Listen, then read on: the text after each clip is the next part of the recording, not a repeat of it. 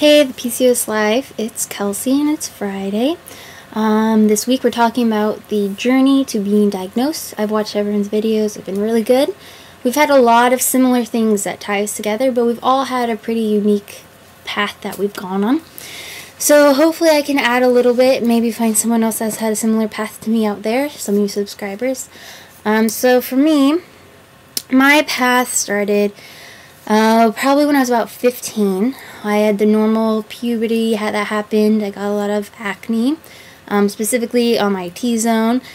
But it wasn't like whiteheads, it was little red dots, so it was pretty unique. The dermatologist didn't really know how to treat it, so I did Accutane, Proactive, all different topical medications. I even did a laser treatment, multiple laser treatments, and none of them fixed my acne. So that was kind of one of the first things that happened, but it wasn't weird at the time because I was going through puberty. It was kind of a normal age. Let's see. After that, I was very skinny, very young when I was young. So growing up, I stayed really skinny. So by the time I was 15, I was a freshman in high school. I was still skinny. I just had stick legs, stick arms. That's just what I was known for being. My nickname was Peanut. Everywhere I went, I was just known as this tiny girl.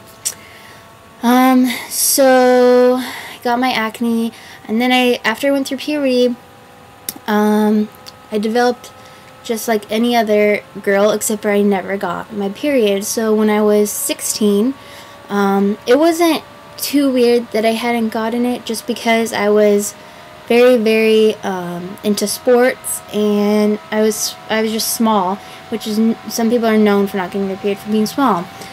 But by the time I was 16, that summer, I was only doing one sport at the time. I was just doing tennis. I wasn't doing all 4 seasons like I used to. I was still just as skinny and small, but I kind of started wondering why I was not getting my period. As much as I didn't want it, I was really wondering why I wasn't getting it. So I had this summer conference I was going to. It was like a medical conference for students. So I needed to buy all new dress clothes because I just pretty much wore jeans every day. So about 3 weeks before the conference, my mom and I went out, bought all new clothes, and they're like dress clothes, so they're slacks, things that don't stretch really. I tried them all on, got a whole wardrobe for my conference. Since it was 2 weeks long, I needed a lot of clothes. So then 3 weeks go by, and I noticed I was gaining weight, but I wasn't too concerned about it. It was summertime. I was wearing like stretchy skirts, things like that, so I didn't really notice. But it was time to leave for the conference. I was putting outfits together, and I did not fit in any of the clothes.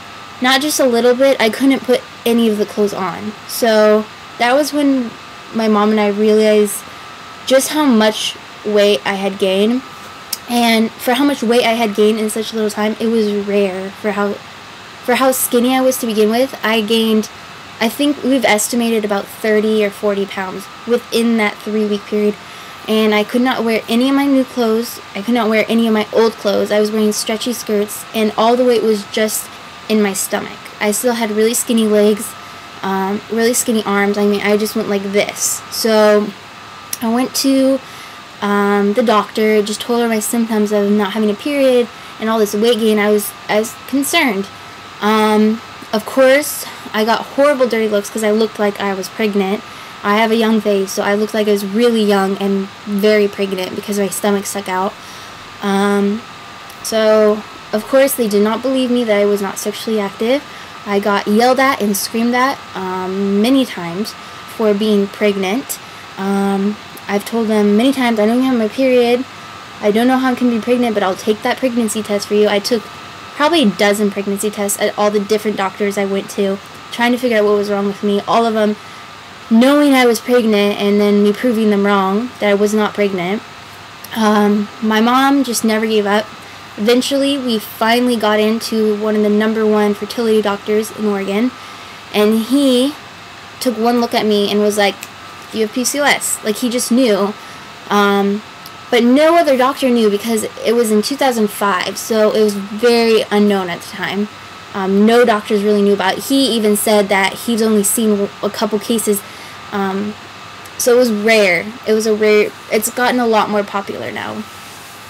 So he gave me a progesterone pill, which what it did, it triggered a period release, so he knew there was nothing physically wrong with me. Then he did a vaginal ultrasound, and through that ultrasound, he found that I had one of the worst cases, diagnosed, recorded cases of PCOS he's seen because of the sheer number of cysts I had. They could not count how many. Usually they count the number of cysts in each ovary. Many of you probably know how many cysts you have, but for me, I did not know. They did not know if it was over 50 or up to 100 in each, so it was very severe. So he gave me birth control, and through that, obviously I got my period, started regulating, and that was about it. Eventually he put me on spironolactone.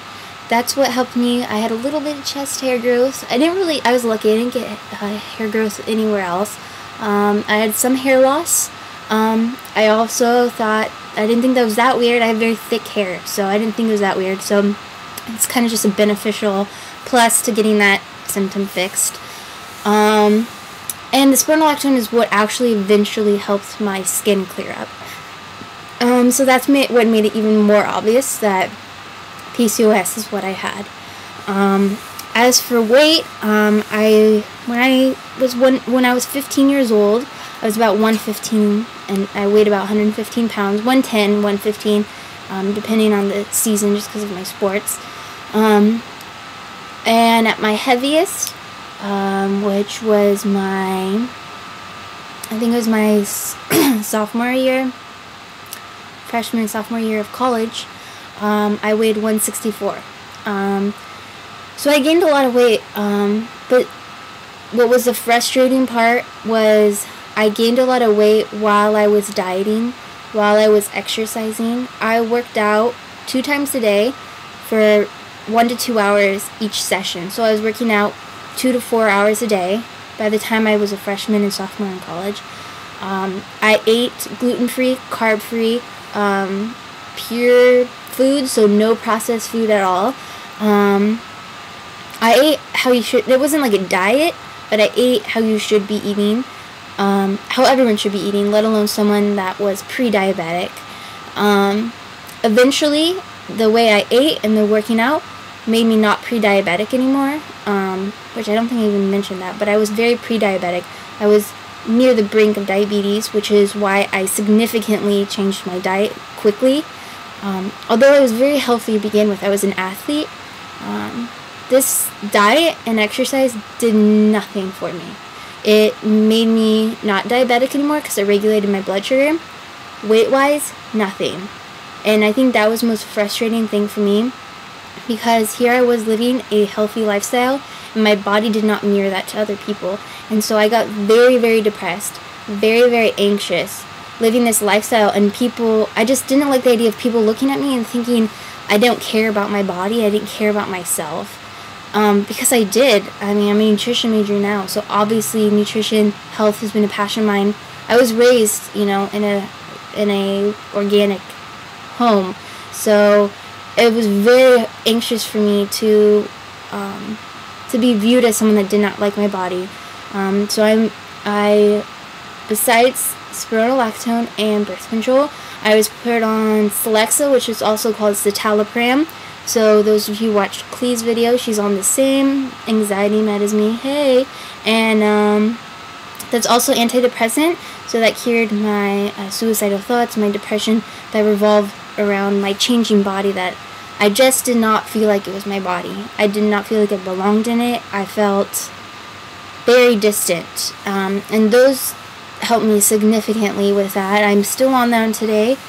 Just for anxiety purposes. I've always been a shy person, but just body issues makes me stay on it today. So even though I have lost almost all that weight, not all of it, I've lost a significant amount of the weight I've lost. I'm about 125, 130, which is a healthy weight for me.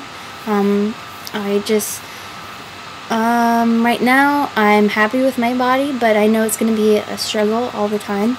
So I'm thankful for the birth control and spironolactone, Select. I'm thankful for all my medications.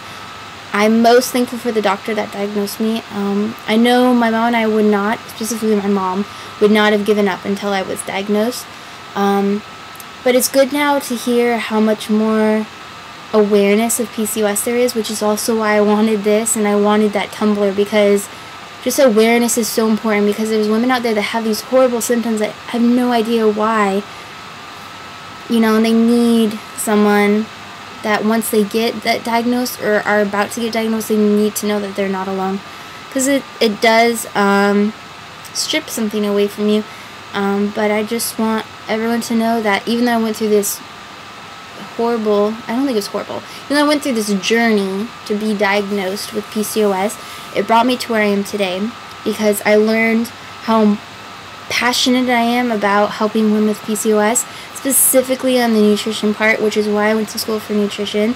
So it's made me who I am today. It's made me more appreciative of my body today. So, and for those who asked how I lost my weight, I don't even know how, because I was working out like crazy. I was eating like crazy, and eventually, you know, I was like, I don't care. I like my body how it is.